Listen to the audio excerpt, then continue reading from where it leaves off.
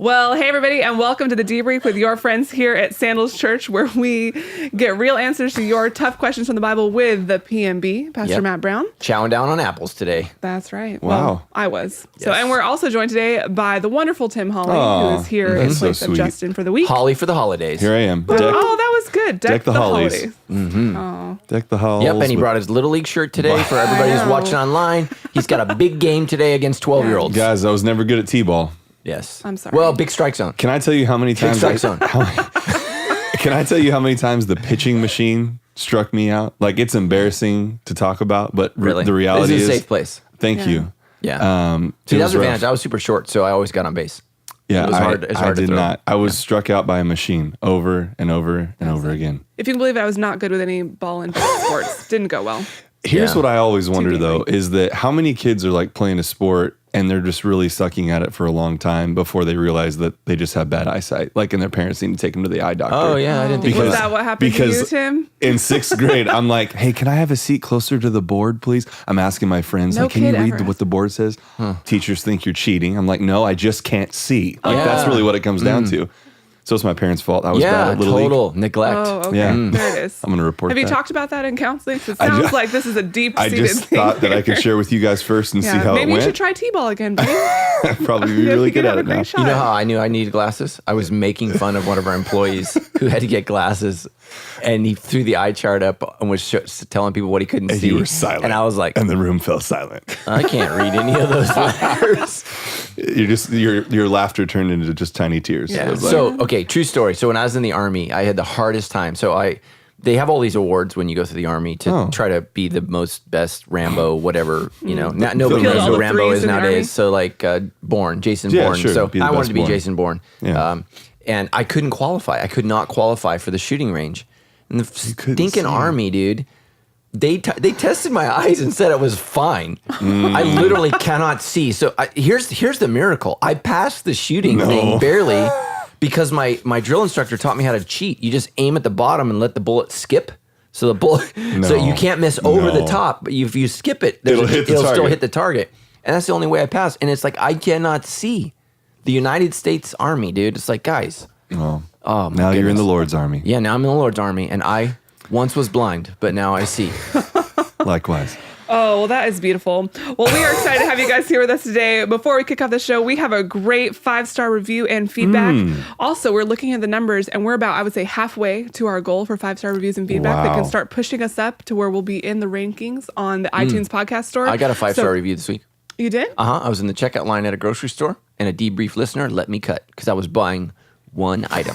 Wow. Well, no, thanks. they did. Thanks for being great people, debrief They did. listeners. They let me cut because I was only buying coffee. Yeah. I If was that there was for you, my drugs. please also leave that 5-star review in the iTunes store. That'll really help us out. We've got the link to that in our show notes. But today's 5-star review comes in from Marissa, who I like the title of her review says, Tuesdays equal the debrief, not tacos. I argue debatable. you could have both. But maybe that's just the pregnancy talking. I don't know. Yeah. Anyway, this comes from Marissa. She says, thank you to the debrief for giving me the courage to attend a large church. I had always had the misconception that a large church was so impersonal. I kept seeing Sandals and decided to check out the website. I found this podcast and started listening. I really liked what I heard and then started watching online. I then made the decision to attend in person with my family and have now been at Sandals for about a year. I was so wrong in my thoughts on a large church and have found a place I can be honest, loved, and encouraged. I'm truly grateful that this podcast exists. Thank you for your faithfulness, and Pastor Matt, you've changed my life forever. Love you guys. Thank you. Love you. We love you so too, great. Marissa. Yeah, I don't know why big churches get such a bad rap. It's terrible. So, I mean, typically when people are gathering in large numbers, it means something good is happening. But, I mean, hey, maybe it doesn't. I don't know. Yeah. All right. Well, we are going to start off the episode with some follow-up questions from the last couple of episodes. So let's dive on into that. Tim, you want to take it away? Yeah, absolutely. So you mentioned on episode 88 that the word church was translated incorrectly. How can we be certain that our translation or understanding of Scripture is correct? If Scripture has not been translated correctly, can it be authoritative? Yeah, so my apologies for if I caused anyone to doubt our English translations, especially our modern English translations. And so you have to realize that the church went through 1,000 years of political domination.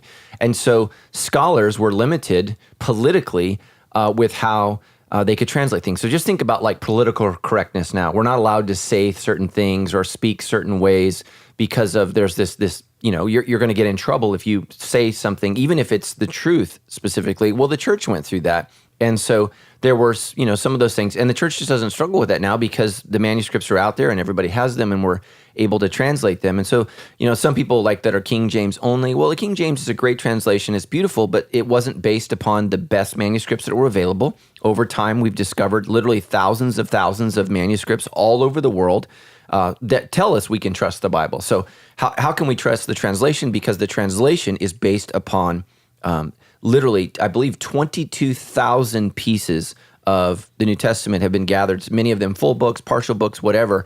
And, I think this guy named Doug Metzger, who is a scholar at, I believe, Pepperdine. It's been a couple years since I was in seminary, but he did a mathematical equation and said out of the 22,000 different manuscripts, they were 99.7% identical.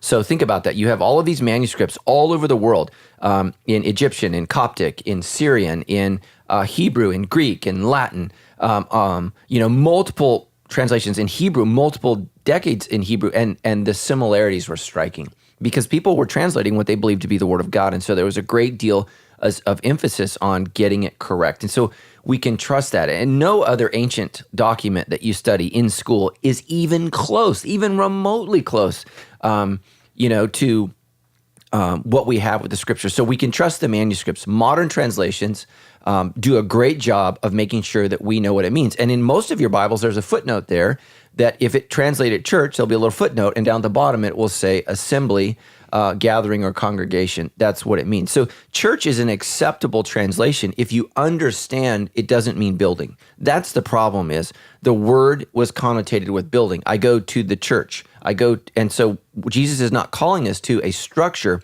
He's calling us to a strategy where we gather together and we congregate in his name and we minister to one another. And that's why it is so important. And so just know this. Who was our question asker? Do we have a name? Jonathan. Jonathan, that you need to know that's why William Tyndale died. William Tyndale died so that you could trust the translation. And so you need to understand that people have lost their lives. People's lives have been ruined. He was choked to death so that you could have an accurate translation of Scripture. And so you need to trust it because people died so this information could get into your hands. It's like the Death Star, right? Many people died so that we can have this information, which that's not actually real, but it is a powerful story. It is a very powerful for all story. of you who love Star Wars. So we don't need to destroy the Death Star. We need to save souls. So many people have died I'll give myself one. Many people have died so that we could have this information, so we can totally trust this. And all of the information that I'm giving you is readily available. This is not some secret. Like I said, it's why the denomination known as the Assemblies of God call themselves the Assemblies of God, because they look at the word, and ecclesia means assembly. It's the gathering together of the people of God, the assemblies of God. And the reason why that word is so important, like we said, is because that is the reference of the congregated people of Israel in the Old Testament, and then it's used in the New Testament. So God is telling us that he's been doing something together. He's congregating people who love him and are called according to his purpose. So let me say this. The word church, actually, I believe it's in 1 Corinthians chapter 11, verse 20, when there are problems with the Lord's Supper. That's where the word church comes from, kirka, and it's when you come together for the Lord's Supper, or you gather together for the Lord's Supper, the meal. So if you're Catholic, you guys translate this, or you grew up Catholic, you translate a little more accurate. A Catholic person won't say, I'm going to church. They will say, I'm going to, none of you know, Mass. So Mass is the event of the Lord's Supper. So they're going to that. And so they're actually translating it accurately. They are not going to ecclesia. They're going to kirka. They're going to the Mass. They're going to go to the event where they surround themselves with the Lord's table. And that's the primary event of what's taking place there. So I don't want to change the word church. We're not changing to Sandals Ecclesia, although there is a church in LA called Ecclesia, which confuses everybody. And now that's the new cool thing. There's another church in LA called Zoe Church, which just means life. So, let's confuse people because it sounds cool. And a lot of people like that church. It's doing really, really great. I don't want to make fun of it, but, people make fun of Sandals Church. So, but Zoe just simply means life, and that's what it means. Anyways, I think our translations are excellent. If you can't read Greek and Hebrew, there are many, many computers. You can get Google Translate. It's really, really simple, and it will go right through it for you. I had to be in language for years. It was brutal trying to learn an ancient language, and some people's minds work that way, some people don't. All of this information is available to you. So let me say this. You can trust the translations. They are fantastic. And, all reliable translations tell you who all the scholars were, who was on the panel. Organizations that don't, unfortunately, are the Mormons and the Jehovah's Witnesses. We don't know who those people are. They don't work with other scholars. They have their own translations, their own understandings. And so, the Watchtower Society, I don't know who writes that or who translates that. And so that you got to be leery of those things. But, if it's a general translation that you can get where they list all of the scholars, all of the schools, all the places where people studied, you can trust that. They've gone through a great deal of work to put that into your hands. And so just know this, the word church means, don't change the word, change the meaning. The word means to gather, to assemble, to congregate.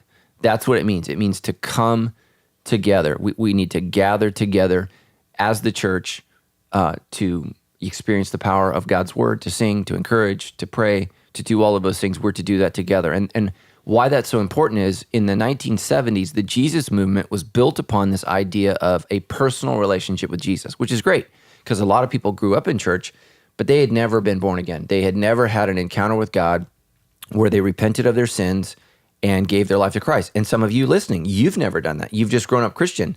And the truth is, if you grew up Muslim, you'd be Muslim. If you grew up Hindu, you'd be Hindu. You're just your religion because that's the way you were raised. You've never, ever actually come to the cross and confess your sins to Jesus and believed in him. And you need to do that. And so they challenged people to have a personal relationship with Jesus, which was a good thing. The negative thing of that is then the relationship became personal, which means it wasn't corporate. And it became a negative for gathering. And so now people will have my quiet time and it's me and God in my backyard. And I do all these things, which is not what the movement meant. The movement meant, you need to personally come to Christ and then you need to corporately gather.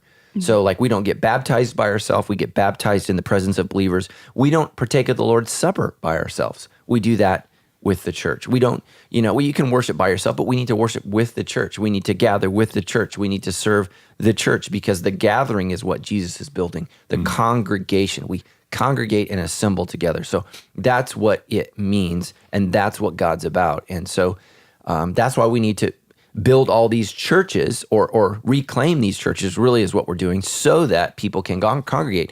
And that's the biggest challenge in California is finding a place to gather and to congregate because it's super expensive and it's a brutal process to get cities and to get a landowner to sell you their property, to get a city to approve it.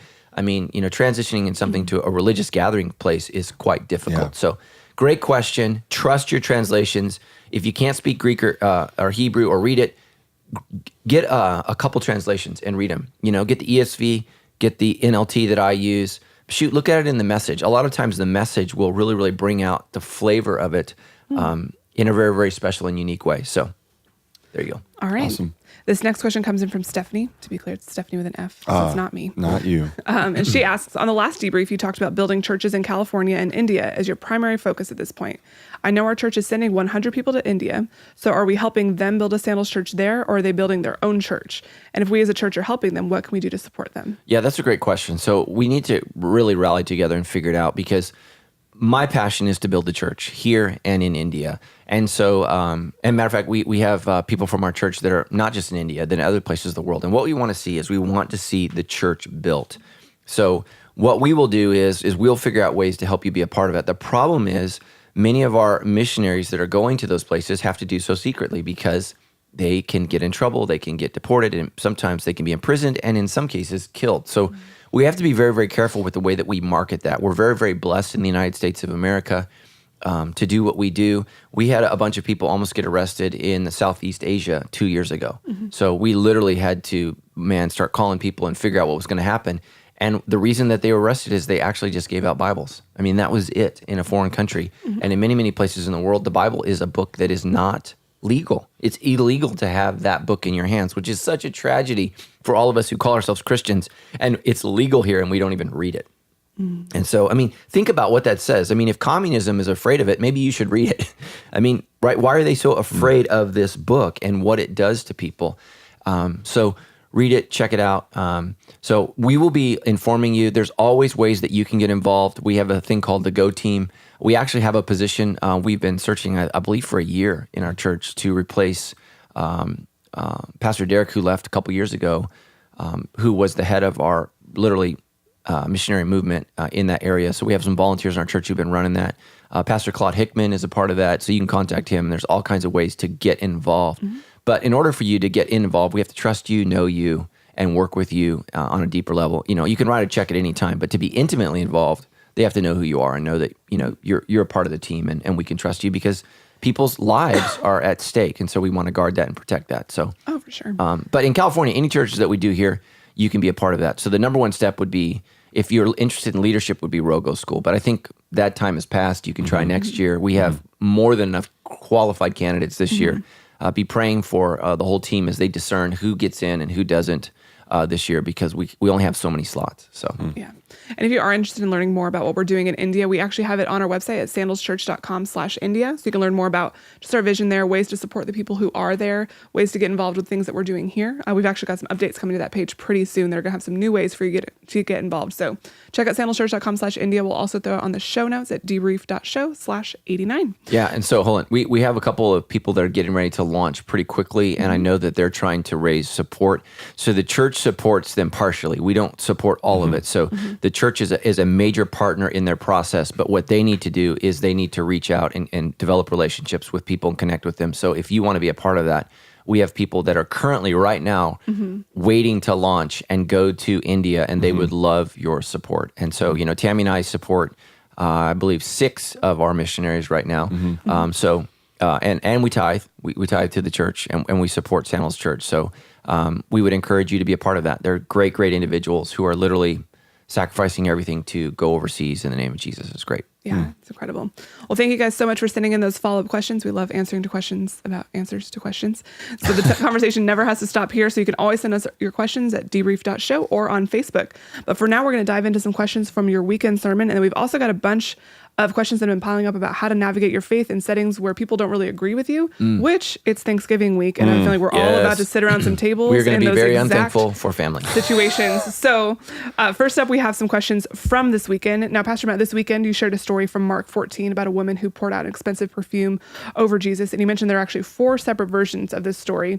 And you wanted to talk about that some more here. So what are those separate versions of the story and how do they differ? Right. So Matthew and Mark are very, very similar, almost identical. So it's probably the same story. Luke is somewhat different names, different woman, different situation. John is Mary, the sister of Lazarus. So completely different story. And so the problem that people have is this the same story or are these unique stories? What is it? And so I believe that they're unique stories. So that's just my position. And here's why. Jesus says when the first woman, whoever the first woman was that did it, he says, you're going to hear about this action forever. I'm going to guess that got out. I'm going to guess that it got out. Hey, Jesus likes it when you anoint his feet or his head with oil. That's a positive thing. And that's an appropriate way, especially as a woman, to worship him and to acknowledge him. So, right, in the ancient world, if I'm a woman, he's a man. How do I connect with him in an appropriate way? Because he's a holy man, right? And so I've got to figure out how to connect with him in that way. So I think the story gets out, and I think this is something that happens multiple times.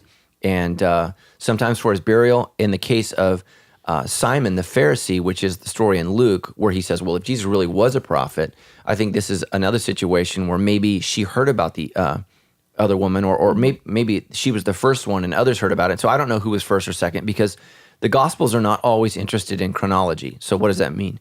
They're not interested in A, B, C, D, E, F, G. Oftentimes, the authors take liberty to put stories together, not according to how they happened in order, but in order of their theological significance. So you need to know about this story. And that's just the way the Eastern mind works. In the West, we're like, oh my gosh, I can't trust this because the events are out of order. People in the East don't care. What they care about is the point of the story. What are you trying to know? And so that's why sometimes when you read the Gospels, things are out of order. They don't all make sense in terms of their chronology. The Eastern mind just doesn't care. They care about the point of the story. What are you trying to teach me? So I think it's multiple stories. That's what I believe. And I believe there's multiple stories because Jesus affirmed it. He said, this is a good thing. And you guys are all wrong and she's right. So I think the word gets out and other women hear about it. So they do it. And so I don't know why there's all the controversy. I think my answer is pretty simple. So straightforward. Great question. Yeah, that's great. An anonymous question. Person writes, I don't participate in getting intoxicated, and I don't encourage others to either. Because of this, people think I judge them. Since we have different morals, sometimes people don't want to talk to me about certain things. How do I show them that I love them even though I don't support those activities? Jesus was around prostitutes and people who didn't think he was judging them, but felt very loved by him instead. How can I do the same and reach out to non-believers? Right, great question. So let's deal with the issue of the word judgment. I don't think in our culture we have any idea what that means. So judgment in the New Testament had actual physical connotations. So when you were judged for something, you could be incarcerated, you could be stoned, killed, you could be isolated, outcast, you could become homeless. So that's what the word judged means. So it doesn't mean judgment. It doesn't mean don't believe in morals and principles and things that are right and wrong. And so here's the reality. Everybody judges. Everybody has judgment. Everybody does. And usually the people who say don't judge me are the most judgmental because what they're judging is you're judging. So you can't say don't judge because that is a judgment. So you've just broken your own law. So we all do this. So what we need to have is judgment. So here's what I would say. If you feel in your heart that it's wrong to drink, and what else did she say? Just basically differing morals, recognizing people because they're have known as different... a person who doesn't drink, then people don't want to talk to them about other moral issues. Yeah, so I think that's great. And what you have to do is you can't violate your own conscience. We're all comfortable with some things and uncomfortable with other things, and we have to decide what is moral and what is preferential. And so, so Jesus drank. He was around. He's called a glutton and a drunkard, and his disciples are called that. I don't think that means that they got drunk because the scripture clearly declares don't get drunk. But what it means is Jesus was very, very comfortable around drinking and people who drank. Matter of fact, his first miracle in the Gospel of John is turning water into wine, the miracle of Cana. So it's a powerful thing. I think what you need to do is you need to get in some relationships where you can get some feedback. Do I come across as judgmental? Do I come across as hypercritical? Do I come across as kind of a social umpire? And that's what some people are. They're calling fouls, they're calling strikes, you're in, you're out. And so if that's the way that you're coming across, that's not the spirit of Jesus. The spirit of Jesus is to love people and care for people. If they ask your opinion, share it. But here's the thing. If you're uncomfortable, I'm very uncomfortable around drunk people. I don't like it. I don't appreciate it. So I just don't hang around drunk people. If people get drunk, I'm gone. I'm just out of there. I've been in too many situations, especially when my younger days where people did dumb things, said dumb things. If people are drunk, I'm just not there. I'm not there to be a witness. I'm not there. I'm certainly not there to evangelize. I just leave. That's just not for me. And if somebody asks, I just say, I don't make it religious. I just say, I'm uncomfortable around intoxicated people. I don't like to be in the car with them. I don't like to be in a house with them. I just don't like it. I don't like that for my kids. I don't want that for my kids. And I've instructed them, don't be around those things because you never know what's going to. I have seen some crazy things when people are intoxicated and you just don't know what's going to happen. So share that with people, but just get some honest feedback. The only way you can be real with yourself is if you invite people to be real with you. You cannot be real with yourself alone. You just can't do it. You have to have some honest feedback and really, really listen because the truth is most of us feel like we're right, whether you're a Christian or not. We feel like we're right. If you look around at other people, most of us are wrong.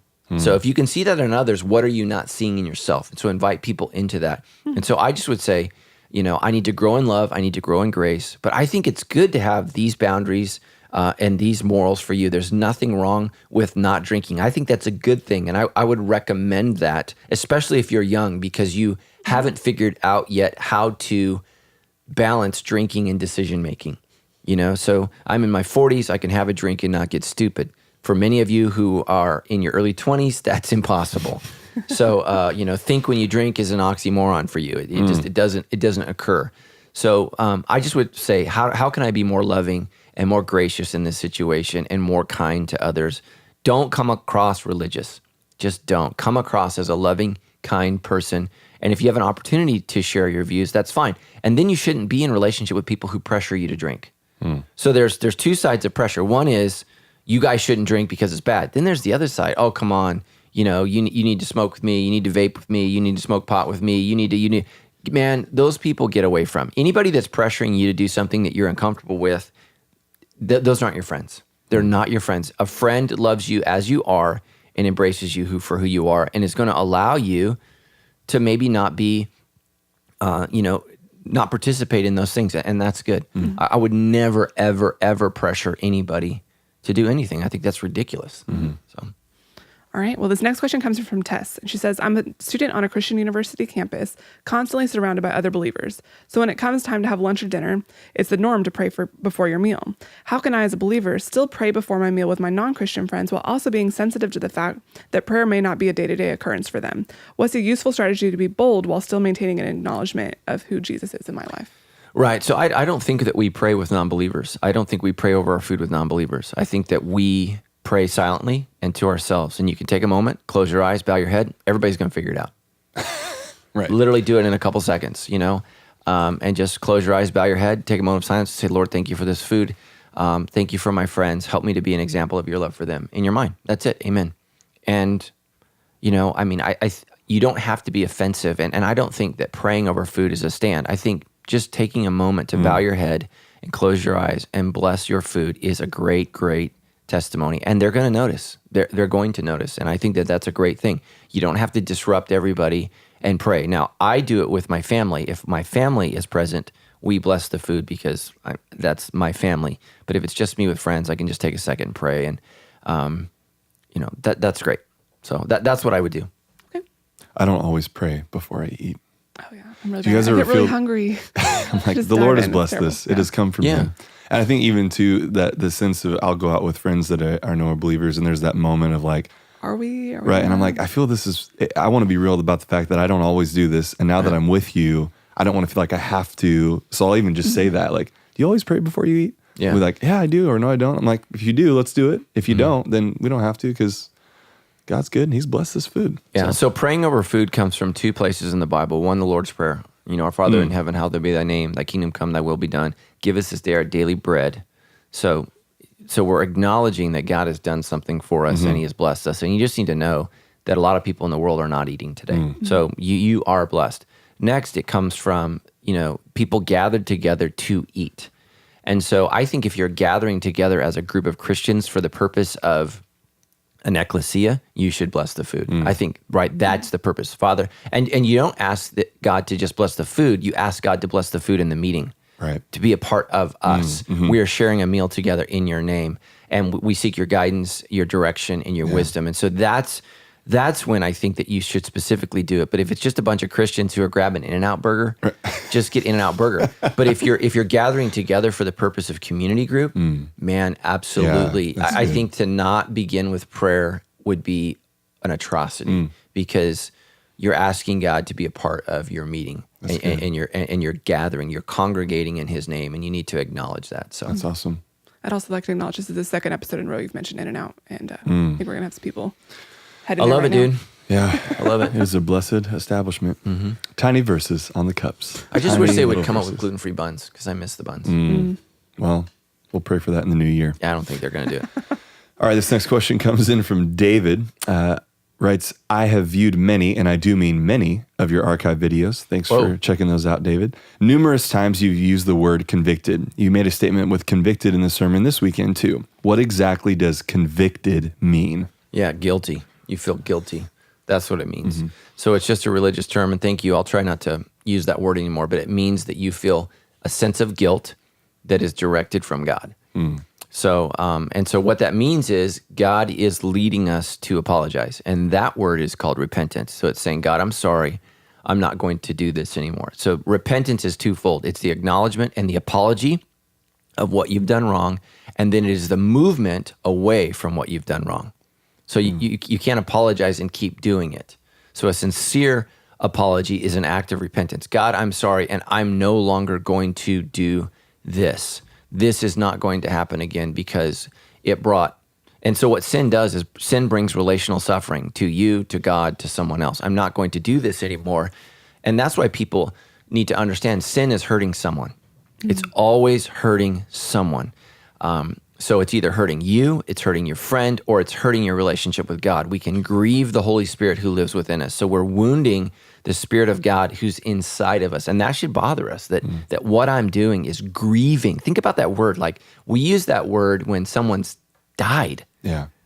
Oh, they're grieving. Well, that's what happens when I sin. The Holy Spirit inside me is aching the loss of our connection right now because I'm choosing myself, my desires, my wants over my relationship with God. And so, probably everybody, whether you're married or not, has experienced rejection. Like, you really, really like somebody and they no longer like you.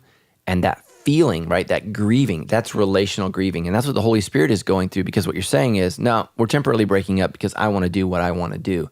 The thing is, the Holy Spirit's with you.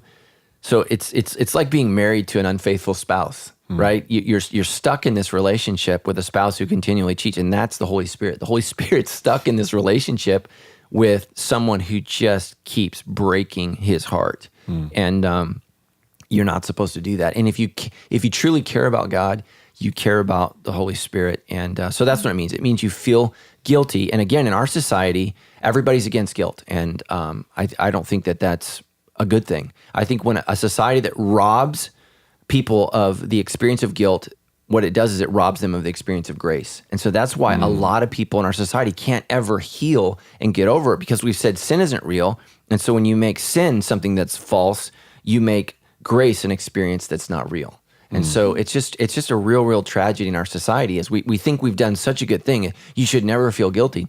Well, sometimes you should. Even the issue of shame, shame is often attacked. Well, shame is the sense that there's something deeply wrong with me. Well, there is. It's called sin, and it's found in Genesis chapter 3. Adam and Eve felt shame. They're still loved by God. They're still cared for by God. But the shame for what happened, something is wrong with me. I'm naked. This is what's happening in me. Only Jesus can deal with your shame. And here's the beauty. So Jesus Christ died on the cross for us to take care of our shame. And we have this beautiful thing called confession to take care of our guilt. And those are different things. So shame is, there's something wrong with me that Jesus deals with on the cross. And then guilt is something that is dealt with through confession to one another. I feel guilty. This is what I've done, and I need to confess this. And so it's something that I do on a regular basis, and I just have to share. I mean, you've heard me do it. And I say, look, here's what I was feeling. Here's what I was going on, and this was wrong. And man, I want to get this off my chest. Yeah. And that's the beautiful, wonderful thing that we have called confession. So thank you for that. Sometimes, I fall into these traps where I use church words, assuming that everybody knows what they mean, but it just means guilty. No, that's awesome. I would say for me, confession, and even talking with you as we've had conversations over the last several months, it is the most freeing thing to do in response to feeling guilty, in response to feeling convicted. And it pushes us, just like anxiety. You've talked many times, anxiety is an invitation to connect with God. Right. Guilt, I think, is an invitation to connect with others and confess, and connect with the Lord and confess. These things that can seem bad actually can drive us toward things that are very healthy and good. Right. So I appreciate that encouragement. Next question comes in from Alex, writes, at my work, there's a lesbian couple who are legally married. I'm unsure how I should react or really what to do with this knowledge. I'm not going to hit them with the Bible. That's good. That would be an act of violence. Or anything, but I don't know how I should feel or deal with that. I haven't been around very many homosexual people since becoming a Christian. Any guidance would be helpful. Yeah, be nice. Be nice, like be loving, be a good friend, care for them, be a good coworker, do treat them like the person that they are. I mean, they're not contagious, right? Just love on them and appreciate them and be a good person and be reliable, be trustworthy. Don't talk behind their back. I mean, be the best person you can possibly be for them. That's what Jesus Christ wants you to do and to be in their life. Look, there's going to be people all the time that don't live like us, don't act like us. That happens all the time. Homosexuality is simply one aspect of a multitude of things, that the world is not going to agree with us on. And so, we need to treat people in a very, very different way. And that means being loving and respectful and treating them, as women that you are kind to, that you're gentle with, that you're not domineering. Don't be a chauvinist. Don't have this I'm better than you attitude, because you're not. You know, I mean, when you become a Christian, what you're saying is, I am a wretched sinner. So think about the song Amazing Grace. You know, how sweet the sound that saved a wretch like me. Like, you want to do some homework this week? Go look up the word wretch. It's not a nice word. I once was lost, but now I'm found. I was blind, but now I see. That's the song of Amazing Grace. And so we need to be, just like this last weekend we talked about, when we receive grace, we're generous. Not only are we generous with our money, but we're generous with grace and love and forgiveness and kindness. And we need to work with these people. And again, you don't have to agree with people to be nice to them. You just don't. And again, I would love to do a series, and I can't figure out how to do it because everybody in America keeps saying we need to agree. We're never going to agree. The issue is not unity of thought. The issue is civility of behavior. We're not a civil society. We are losing our civility. We don't know how to be civil towards one another, which is, you know, the golden rule is not so golden. It's been forgotten. Do unto others as you would have them do unto you. Yeah. And it's just absolutely ugly, you know, who we are on Twitter and Facebook and all of this stuff. And it's just, I think a lot of people think, you know, Trump is responsible for this. I think Trump is a product of our society. He's simply manifesting what we've become as a culture, and it's tragic. You know, you don't have to lash out at every single person that you disagree with, and that's not a healthy way to operate, and it's not wise. It's not good. It's ridiculous. So be loving, be kind, be sweet, and then don't do anything that you're not comfortable with. So, you know, for example, you know, if you're at work and you have, two gay people who are in love, and they invite you to their wedding and they want you to be there. One of the things that I would ask is, well, is it a civil marriage or is it a religious marriage? You know, who's doing the ceremony? Because as a Christian, I think you cannot go participate in a ceremony where you have a person standing in front of the name of Jesus uniting that. I think that that's a real problem for you because the person in the name of God is contradicting the word of God. But if it's a judge, okay. It's a civil union, and the reality is our society is better when people are monogamous. It just is. It's a better place. It's better for families. It's better for couples. It's better for disease and health and all of those things. You know, I think that you can acknowledge that and pray about that. You know, and decide for yourself. For me, though, when there's a person with a cross around their neck, or they're saying, "I am speaking on behalf of Jesus," then that's a problem. That's a problem. But other than that, man, and I think you can be respectful in that, is you can say, I believe that marriage is a religious ceremony for me. It's a worship ceremony. And so I can't participate in that, but I would love to be a part of, your guys' lives and what you do. And I think that that's great. And so love them, appreciate them, be the best that you can possibly be. Like, even if they adopt kids, that's a good thing, not because we agree with gay marriage, but because we don't want kids to not have loving families. So make sure that you acknowledge them and you're supportive of that, Find a way to be a good person. The Bible says, as far as it depends upon you, be at peace with all people. Be a peaceful person. Blessed are the peacemakers. And that's what's wrong with our society, is we believe that we have to agree with everyone on everything before we're nice. That is, show me that verse in the Bible. It does not exist. Yeah. We have to be nice and kind and loving. And oh, by the way, a lot of these scriptures that people quote, when you see these really ugly, awful, nasty people, they're taking scriptures that are spoken to the church, that are spoken to the ecclesia in the Old Testament, the people of Israel who have gathered together in God's name. They're taking those verses and they're shouting it at the Egyptians. They're shouting it at the non-Christians. And that always bothers me. It's like, those are the verses for us, for how we live. Right. One of the great problems of the church is we've paid far less attention to how we're living and far more attention to how everyone else is living. And the Apostle Paul there's actually a verse in Corinthians where he talks about this. He basically says, who cares what the world is doing? I care what you're doing. He actually says, who am I to judge outsiders? He says, my problem is, Corinthians, you guys are whack. He says there's things that are going on in your ecclesia, in your gathering, that don't even happen in the world. Yeah. And the church has historically struggled with that.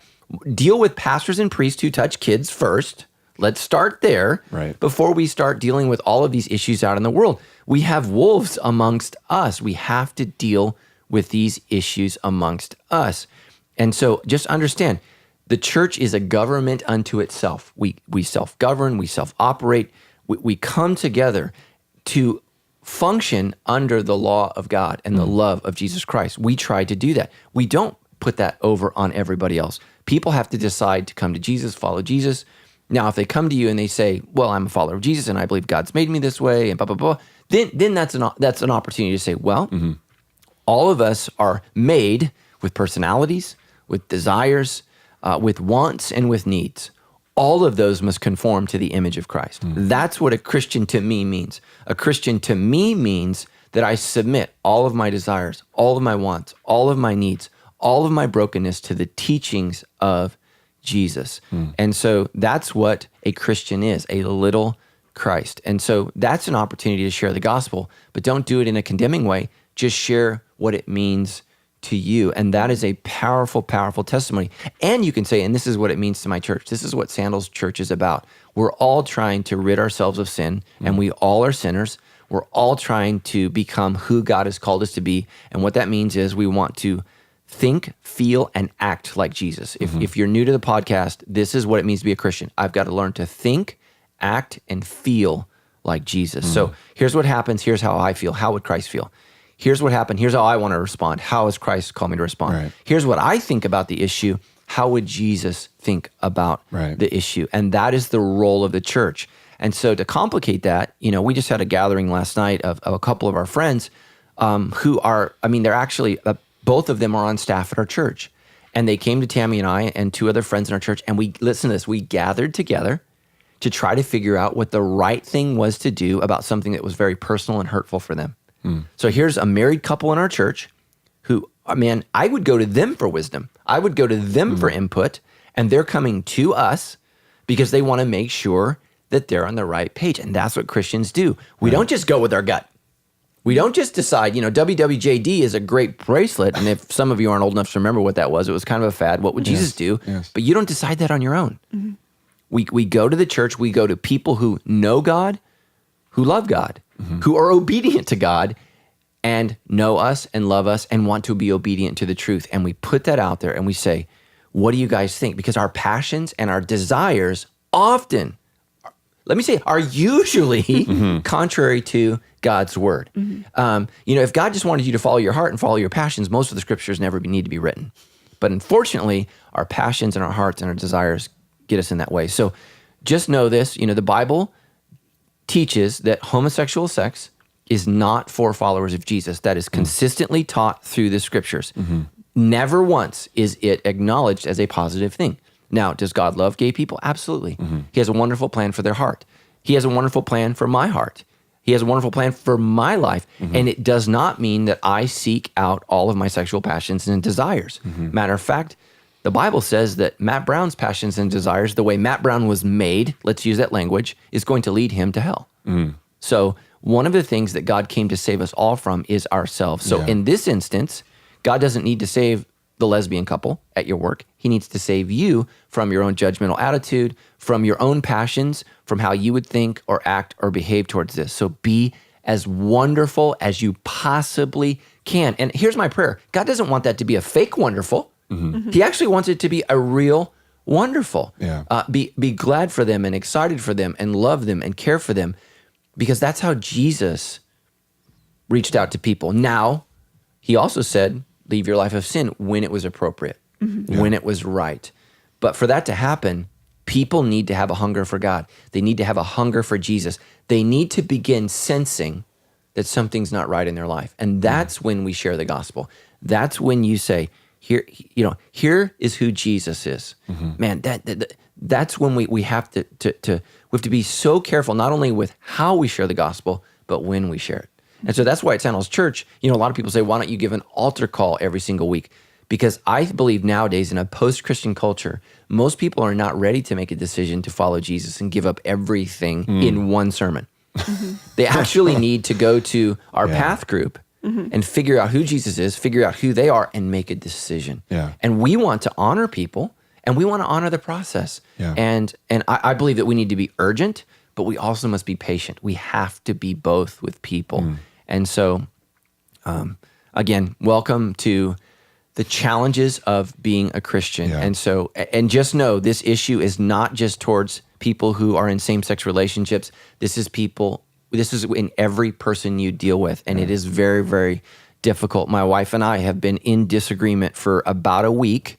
I think we're healed now, but for about a week about how we are dealing with a specific person in our life. Yeah. We don't agree. Specifically, the issue is on what Jesus would have us do. It's a tough issue. And so we've also discussed that with our kids and with some other Christians in our lives, because it's hard to figure out what's your emotion and passion and what is Jesus. Yeah. It's difficult. Yeah. So I really like what you kind of had a thread through your answer, that we don't treat people, maybe people that are in homosexual relationships, other sin or other struggle, treat them like a different kind of person. no, they're not. And I love that you said that, because I think growing up for me in the church, I mean, the reality is what the message I heard was that of, oh, this is a different kind of, they're not a different kind of person. Right. And so you're saying treat them like a person. Yeah. And so I love that. That's really, And that's really how Jesus treated people, and you've got to do that. And again, the answer is, what people are going to try to do is they're going to try to make you judge them. And so that's the conversation. So do you think I'm going to hell? And so it doesn't matter what I think. It just doesn't, right? I'm not God. I'm trying to live my life according to what I see the scriptures teach. And I think the clear teaching of scripture is that this is not for those who follow Jesus. That's what it meant. Leave heaven and hell up to God. But as far as the life that I've been called to live, this is the life. And it doesn't just speak to the homosexual. It speaks to the sexual person. The sexual person is spoken to throughout scripture. We all have to deal with our desires. If you haven't dealt with your sexual desires, you haven't dealt with Jesus. So. Wow. Yeah, way to tie that one out. All right, this next question comes in from Larissa, and she says, my grandmother is 83 and getting very close to her time. Our family struggles and worries about her because she's a complete atheist. Also, every time any of us spend time with her, she puts down God and talks very badly about Christianity. It's hard for us to spend time with her because she's so negative. I know all we can do is pray for her, but how can we learn to stand to be around her when she's so negative about something we so strongly believe in? Yeah, so the first thing I would do is try to get some time with grandma. I don't know what her personality is. Sometimes, here's the thing, and if you're in your 60s and you listen to the debrief, love you. You're rocking. You're way ahead of your time. That's right. Here's the thing that you need to be aware of as you age. So, and this is why I'm talking to our older listeners. The veneer of maturity begins to fade. Ooh. And so who we really are starts to show up, because as you get older, you just stop caring. I've seen it over and over again. And so many of so what does a child do? The child demands, the child cries, the child pouts, the child acts very immaturely because they only see the world according to themselves. If you don't deal with those childlike issues that you've learned to mask and hide in your early adulthood and midlife, okay? We quit throwing tantrums because nobody will hang out with us. But if we don't deal with the spirit of the tantrum, it's still in us. And guess what happens? It comes out as you age. So what your grandma is doing oftentimes is reverting to who she's been all along. And that's what happens. So the veneer of maturity slips away as we age. So, just know who you are is going to come out. So you've got to deal with who you are. And this is for all of us. We get more grumpy. That's why that grumpy old men, where does that term come from? Well, men that don't deal with their pride, their issues in midlife and early life become very, very grumpy as they age. And that's just the reality. So I would maybe try this approach. And I don't know how mean she is. I just don't know. There are mean old ladies. There just are. I would say, Grandma, can you tell me, did something bad ever happen to you in the church? Did something, explain to me not why you don't believe in God. Explain to me, were you ever hurt by God? That's where I would go. Yeah. And that's what I would deal with. And try to be a good listener and try to hear from her, what are you feeling? What took place? Because oftentimes the reasons that people hate God is because they've been hurt by a person in the name of God, or something happened. And so here's the thing that you need to know. All of us are going to experience great pain in life. How we view God and how we understand God is going to deepen our relationship with God, or we're going to fall away from God. And so I prayed with a couple. I don't think it was this weekend. I can't remember if it was this weekend or last weekend. And they're struggling with a debilitating disease. It's a neurological disorder, and it's disrupted their marital life. It's disrupted their financial life. He's lost his job. He's unable to work. And it's wrecking. This is what the wife said. It's wrecking my faith. Well, listen to me. Every single one of you, some of you are going to get cancer. Some of your kids are going to think bad things happen. You need to decide beforehand, is your faith in God simply based upon what happens to you in your life? If it is, then you're going to be in trouble. Your faith is going to be in trouble, and you probably will fall away. My faith in God is not based upon the blessings that I've occurred in my life. My faith is in God, and I trust in him and then believe in him no matter what happens, right? And Tammy and I have gone through some doozies, not like anywhere near what many people have gone through, but we've gone through some horrific hardships in our life. And so you have to trust the goodness of God despite the badness of life. You have to do that. So your grandma, unfortunately, has probably had some experiences with a church person, with a religious person. And by the way, there are nasty church people out there. There are ugly, and I don't mean that like physically ugly, I mean emotionally ugly people in the church that are just mean and cruel. And that's because they're religious, but they are not right with God. And that is just so sad. And so I would find that out and try to listen to her. Now, if that doesn't work, in the end, you have to love God more than your grandma. And that's really, really hard. And a lot of us don't. And one of the idols that we have to lay down, what does God call Abraham to sacrifice? His one and only son. You must love me, Abraham, more than your own kid. And there's a famous preacher in the early 19th century named Charles Spurgeon. And apparently he was a hellion. And what I mean by that is he was going to hell in a handbasket. And his mother confronted him and said on the day of judgment, his own mother, when God condemns you to hell, she said, I will rejoice with Jesus and announce amen, amen. Thanks, Mom. Yeah.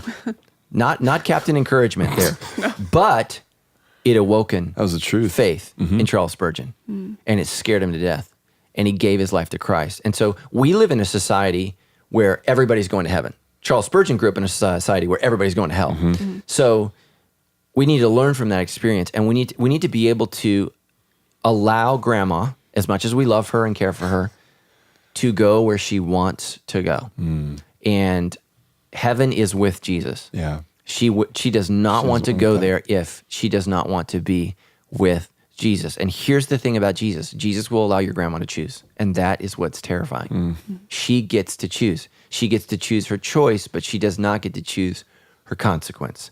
And so, just like I believe heaven is personal, so is hell. Not everyone will suffer equally in hell. It will be personal.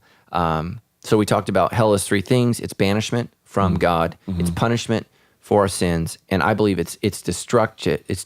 God destroys who we were as creatures of God. There's a part of us that are destroyed as we pass through the fire that is talked about throughout Scripture. So just understand that and just know that it is real.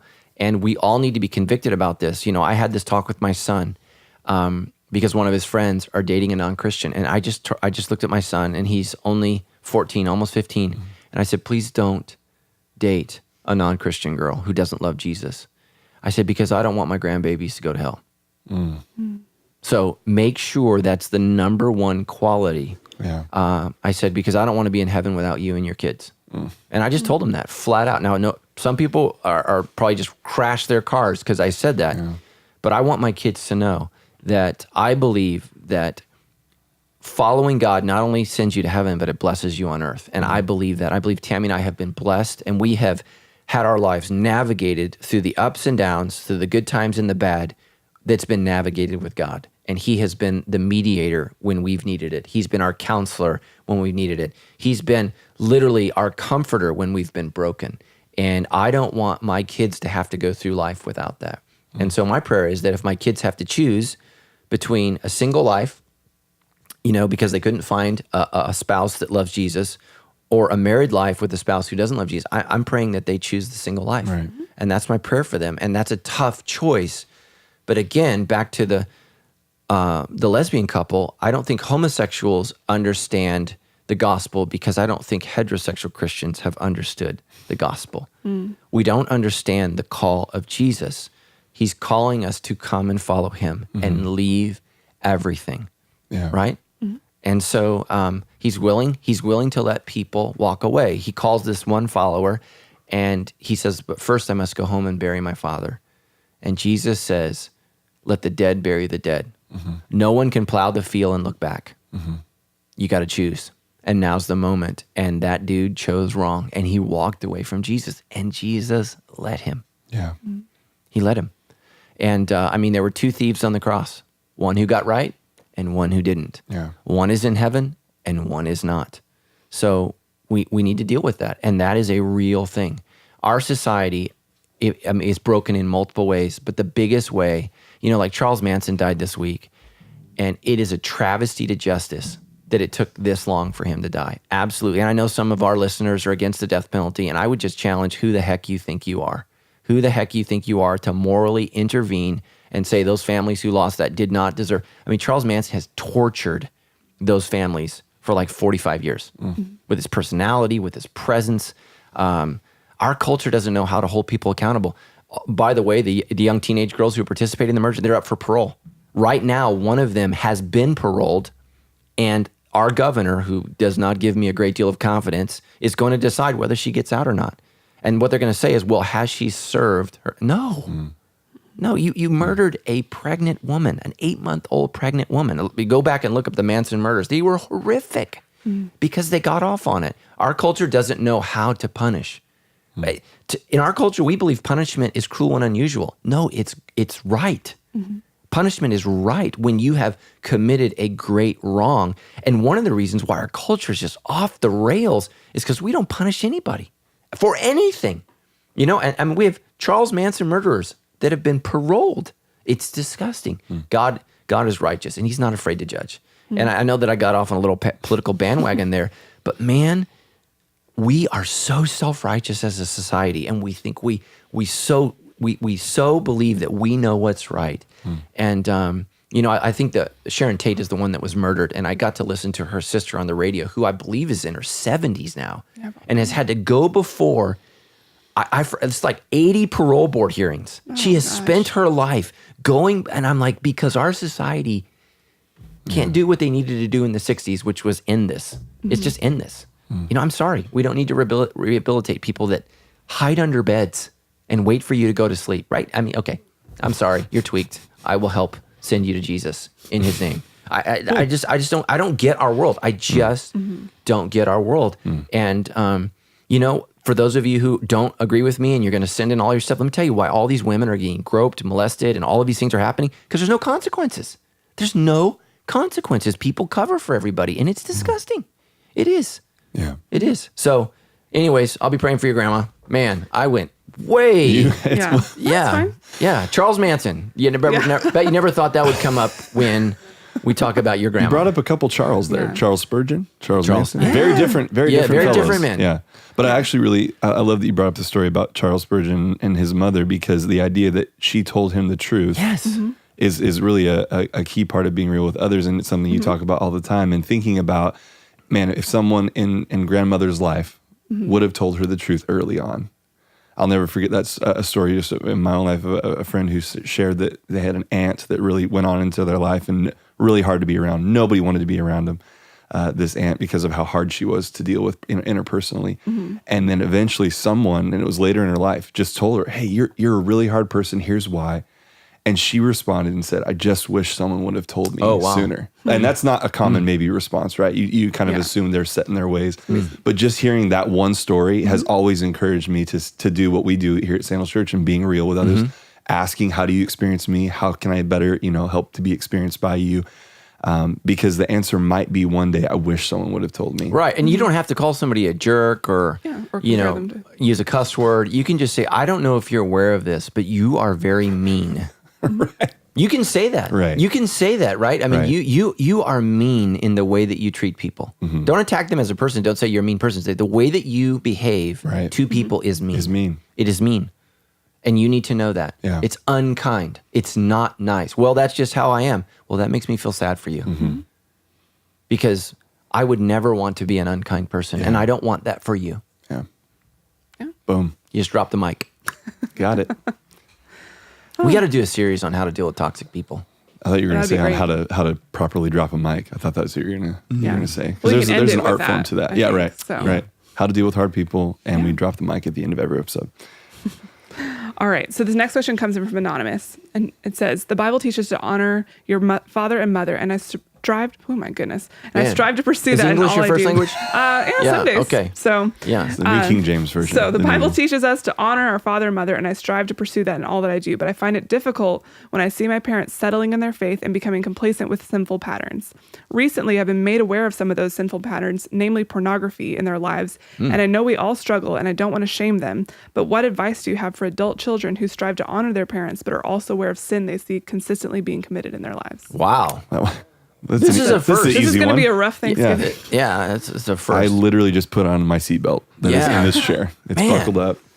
Yeah, so pornography captivates people of all ages. I remember I went over to this senior's house in our church, and she had a bunch of magazines, and I thought they were like just medical equipment stuff. So I started flipping through it, and I was like, "Whoa, whoa!"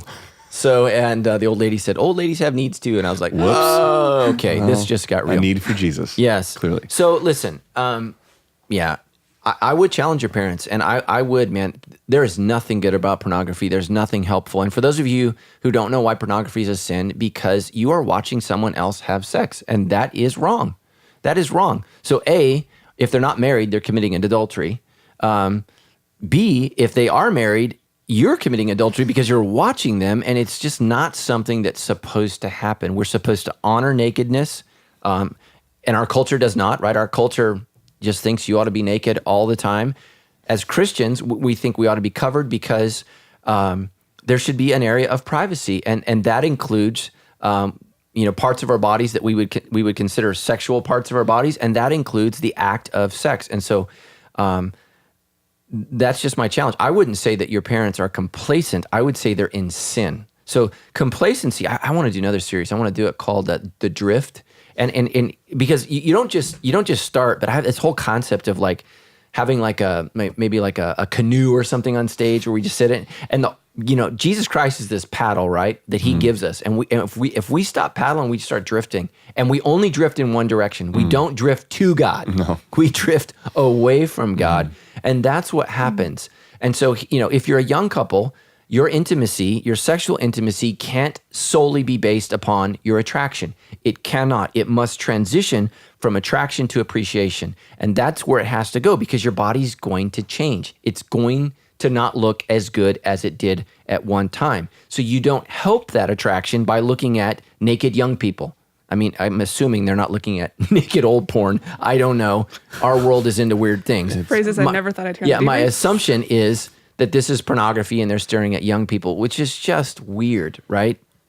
Perhaps young people younger than their own children. And that's bizarre. But Hugh Hefner and guys like that made it very normal. It's not normal to be 80 and be married to a 25-year-old. That's not normal. So I would challenge them, and I would just say it makes me sad. Your prayer for them, and this is an awkward conversation, but you want them to be attracted and appreciated of each other. That's what you want them to do. And so if they say, well, this medically helps us, man, there are pills for that. So go do that. Choose medical routes to be able to continue the sex act that are not involving sin. Don't do that.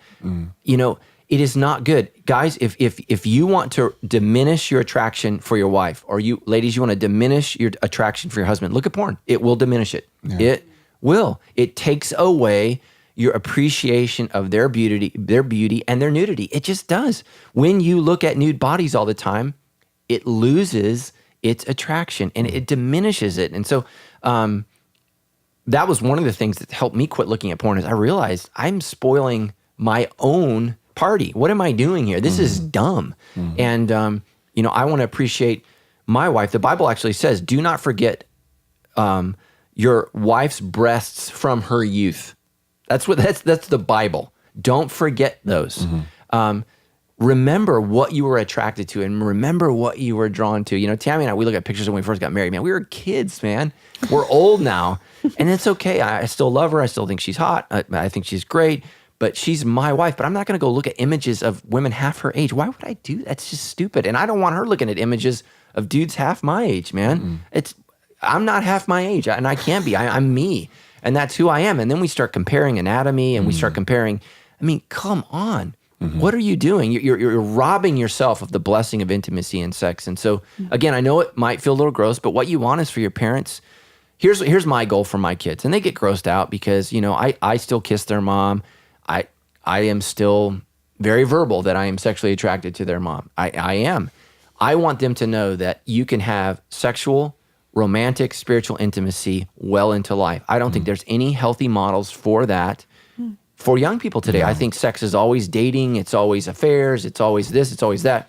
And so I want my kids to know that, in my 40s, we can still be drawn to each other and attracted to each other and faithful to each other. And things change. They do change, but you need to be continually committed to one another. And I think that that's really, really important. And again, if I'm looking at pornography, I'm not gonna be as verbal with my wife as I am. Hey, you look beautiful today, because what I'm gonna be is critical. That's what pornography does. That's what those images does. It's what it does to women. When women look at these pictures, it always cracks me up. I used to go buy my wife, what's the underwear company? Victoria's Secret. Victoria's Secret, right? I don't do it anymore because I'm going to run into somebody. It's just embarrassing. And at Christmas time, the line is like, it's just awful. And I'm like, oh my gosh, I'm the pervert pastor in here. It just feels weird. But there's nothing wrong with buying sexy underwear for your wife, or for your husband if you guys are into that. Shameless Christmas plug. So guys, get out there. It's just weird. But when I'm doing that, and you look at those images, and I'm just like, okay, this is not how most women look. It's just ridiculous. And so women feel insecure. And by the way, if you're married and you want a healthy sex life, you want your wife to feel good about how she looks. Because if she feels critical of herself, that is not good for anybody. You want her to feel very, very good about herself. And Tammy and I were in a foreign country where most of the women are very short and very round. And we went to the mall, and all of the mall is 6'2" blondes, that are like 108 pounds. And I'm looking around at Tammy, I'm like, no one looks like that. Everybody looks like Bob the Tomato, right? From VeggieTales. Yep. And I'm like, how are these women going in this underwear shop and like finding appropriate size? I'm just like, this is ridiculous, man. Yeah. And so, man, I'm not into a size, I'm into Tammy. That's what I'm into. I'm into her, and she is to be the love of my life and the focus of my life. And I care about what she thinks. I care about her. And that's a full-time job. So I want to be focused on her, and I want her to be focused on me. And what I would do is, encourage them to turn away from those things and turn towards each other. And the first thing that your parents need to do, if they're solid Christians, is repent, because they've sinned. They've sinned against God. They've sinned against each other. They're wrecking their sex life. That's the reality. And in most situations when I've done counseling, one spouse has coerced the other spouse into this. And typically what happens is one person is feeling weird about it. And so just know, there's enough intimacy, there's enough love, there's enough power within sex just for the two of you. You don't need to add anything to that. So the world says we need to add something to that, a video, something else, another partner, because the world doesn't understand the power of sex and what God has given to you. So my prayers for you, and man, my heart goes out, and I'm sorry that your parents are a little whack on this issue, but guess what? Welcome to adulthood. Part of being adult is realizing your parents aren't perfect, and their flaws become, you become more aware of them as you age. And so my challenge to you is, instead of being super critical of them, be self-aware of yourself and try to make sure that you don't slip into those patterns, because if it happened to them, it can happen to you. So that's good. Yeah, that's good encouragement. All right. Well, hopefully you guys have some good conversation starters for the Thanksgiving table now. It's gonna be a hopping Thanksgiving. Who's struggling with porn? Pass the turkey. Yeah.